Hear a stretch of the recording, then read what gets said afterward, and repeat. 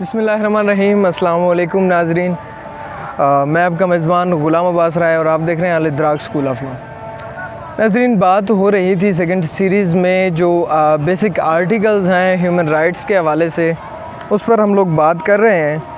और previous lecture में जैसा कि मैंने आपको बताया कि आर्टिकल नंबर 8 to 28 जो हैं वो हमारे जो बेसिक आर्टिकल्स हैं ह्यूमन राइट्स के हवाले से, जिसमें किसी ख़ास तबके की जो है तरफदारी नहीं की गई, बल्कि ओवरऑल बात की गई है ह्यूमन राइट्स की 1973 के कॉन्स्टिट्यूशन में। तो उसी को मज़ीद आगे लेके चलेंगे कि उस दिन मैंने आपको ओवरऑल चीज़ें बताई। आज मैं आपको बताने जा रहा हूँ एक बहुत ही स्पेशल और जो वो मसला जो कि तकरीबन बहुत सारे जो है आम आवाम को दरपेश आता है, वो ये है कि गिरफ़्तारी और नज़रबंदी से मुतल्लिक़ कानून क्या कहता है कि कब किसको गिरफ़्तार किया जा सकता है, ज़िंदगी से महरूम किया जा सकता है या नहीं, कि आया कि कितनी मुद्दत के लिए किसी शख्स को नज़रबंद रखा जा सकता है। और इसके साथ ही आपको ये बताएंगे कि कानून उस मामले में क्या कहता है कि आया कि बाज़ औक़ात ऐसे होता है कि हमारे बंदे को थाने में ले जाके जिस्मानी रिमांड पर रख लिया जाता है और उसको मजिस्ट्रेट के से पेश ही नहीं किया जाता, मजिस्ट्रेट को पेश ही नहीं किया जाता विदिन 24 आवर्स। ठीक है, 24 घंटों के अंदर अंदर ये होता है कि हमने जो भी बंदा गिरफ़्तार किया है उसको नियर बाय जो मजिस्ट्रेट है उसके सामने पेश करना होता है। तो आज हम इस मामले पर गुफ्तगू करते हैं। तो जनाब, इस आर्टिकल को आर्टिकल नंबर 10 कहते हैं। 10 नंबर आर्टिकल है ये, 10 और 10(1) पे हम मज़ीद गुफ्तगू करेंगे इंशाअल्लाह ताला। जो आर्टिकल नंबर 10 है कॉन्स्टिट्यूशन 1973 का, इसमें यहाँ ये बात कर दी गई है कि किसी शख्स को जिसे गिरफ़्तार किया गया हो वजह बताए बगैर पहली बात है गिरफ़्तार नहीं किया जा सकता है, और जितना जल्द मुमकिन हो सके, ये 15 दिन का टाइम होता है। ये 10 आर्टिकल नंबर 10 की शिक नंबर 1 की बात कर रहा हूँ कि जितना जल्दी हो सके अगर किसी शख्स को नज़रबंद करना है तो उसे उसकी वजह बतानी होगी।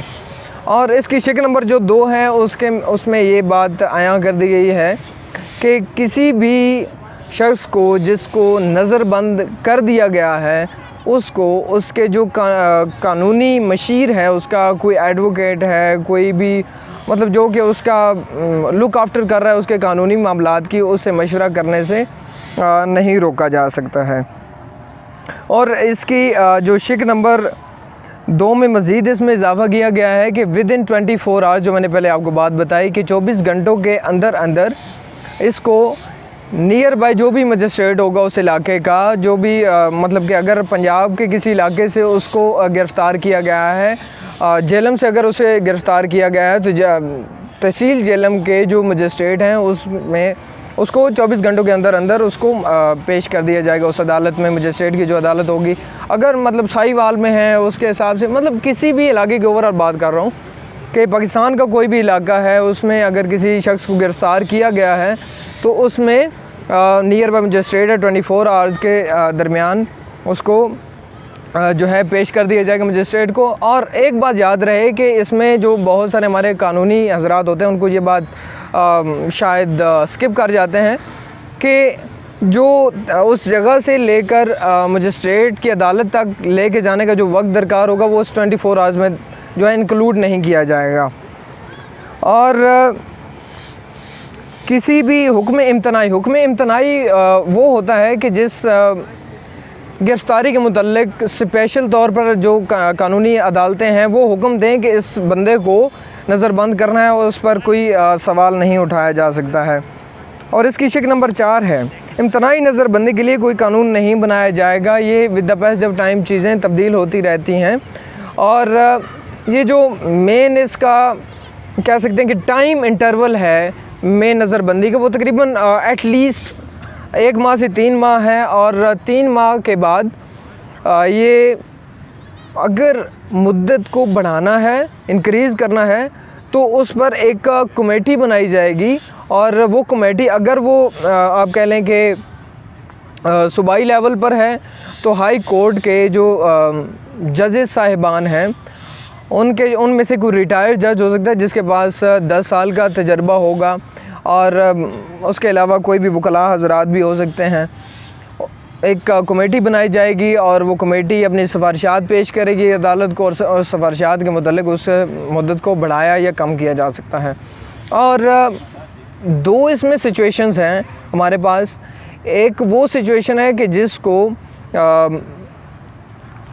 नज़रबंदी के मुतालिक हमारा जो कानून है उससे आगाही पेश की जा सकती है, और दूसरा है और जो कि कानून का मुजरिम है, मतलब कि जिसने गद्दारी के मुकदमात उस पर लागू हैं, उस पर उसे नज़रबंद किया जा सकता है, उस पर कोई शक व शुबात और सवालात मज़ीद पेश नहीं किए जा सकते हैं। ठीक है जनाब। तो आर्टिकल नंबर जो 4 मैंने अभी आपको बताया इम्तनाई हुक्मनामे के मुतालिक, उसकी जो तशरीह है वो मुतलका नज़र-ए-सानी बोर्ड जो मैंने अभी आपको बताया जो अपनी सिफारिशात पेश करेगी आया कि जो नज़रबंदी है उसको बढ़ाने या कम करने के मुतालिक। और अगर वो वफाकी तौर पर है तो उस पर जो चीफ़ जस्टिस ऑफ पाकिस्तान है उनके सामने ये चीज़ें पेश की जाएंगी, और अगर वो सूबाई लेवल पर हाई कोर्ट के जो चीफ़ जस्टिस साहिब हैं उनके सामने ये पेश की जाएंगी। तो इसका जो आर्टिकल नंबर 10 है उसकी शिक नंबर 5 में जनाब ये कहा जाता है कि जब किसी शख्स को किसी ऐसे हुक्म की तामील में नज़रबंद किया जाए कि जो इम्तनाई नज़रबंदी के अमल किसी कानून के तहत दिया गया हो, तो हुक्म देने वाला हाकिम मजाज मज़कूर नज़रबंदी होगा। मतलब ये है कि अगर अदालत उसको नज़रबंदी के मतलब हुक्मनामा पेश कर रही है तो वही अदालत उसकी मजाज करार पाएगी, अदरवाइज़ कोई और जो अम्र है वो इस पर लागू नहीं होगा। आर्टिकल नंबर 10 की शिक नंबर जो 6 है, हुक्म देने वाला जो हाकिम है इस मामले से मुतल्लिक तमाम दस्तावेज़ात जो है नज़र-ए-सानी बोर्ड उसे पेश करेगी। जो मैंने अभी आपको ये सारी चीज़ें ओवरऑल बता दी हैं, ये शिक नंबर 7, 8, 9 और 10 ये इनकी जो कंक्लूडिंग जो आपको कह सकते हैं कि इसका चीज़ है, कंक्लूडिंग रिमार्क्स हैं, उसमें ये आपको मैं बता देता हूँ कि ये जो नज़रबंदी के मामलात हैं इसमें सबसे पहली बात ये जो अब मुद्दत मुकर्रर की गई है आर्टिकल नंबर 10 में वो एटलीस्ट 15 दिन है। विद इन 15 डेज़ उस बंदे को उसकी जो जिस वजह से उसको नज़रबंद किया गया है उसको उसकी वजह बताई जाएगी, और उसके साथ ही उसको अपने किसी कानूनी मशीर से मिलने से नहीं रोका जाएगा। वो अपनी जो है अगर वो बेगुनाह है तो अपनी बेगुनाही के सबूत जो है पेश करने का मजाज है। अगर वो वफाकी सतह पर है, फेडरल कोर्ट उसको अगर टेक ऑफ कर रहा है तो वो जो नज़र-ए-सानी बोर्ड होगा वो उसके मुतल्लिक जो है सिफारिशात नज़र-ए-सानी बोर्ड फेडरल लेवल पर होंगी। अगर सूबाई लेवल पर है तो हाई कोर्ट से मुतल्लिक जो जजेस साहिबान हैं उनके सामने जो चीफ़ जस्टिस साहब हाई कोर्ट है उन सब को ये सिफारिशात पेश की जाएंगी। उसके मुतल्लिक जो है इसको बढ़ाया या कम किया जा सकता है, और बढ़ाने की मुद्दत 3 महीने तक है। 3 महीने के बाद फिर आगे उसको जो नज़र-ए-सानी बोर्ड है उसको वो इसकी सिफारिशात पेश करती है। मज़ीद हर 3 महीने के बाद ये प्रोसीजर चलता रहता है। और ये बताने का मकसद फ़कत ये था कि हमारे बहुत सारे जो लोग हैं उनको नज़रबंद रखा जाता है और 24 घंटों के अंदर अंदर उन्हें मजिस्ट्रेट साहब को भी पेश किया नहीं जा सकता। हालांकि जो कानूनी इदारे हैं हमारे जो पुलिस साहिबान हैं, अगर ये आप किसी ज़ाती रंजिश की बना पर भी किसी को उठा के ले जाया जाता है तो उसको कानून की खिलाफ वर्जी ये लोग करते हैं तो इनके ख़िलाफ़ भी कानूनी अदालत में रिट दायर करवाई जा सकती है।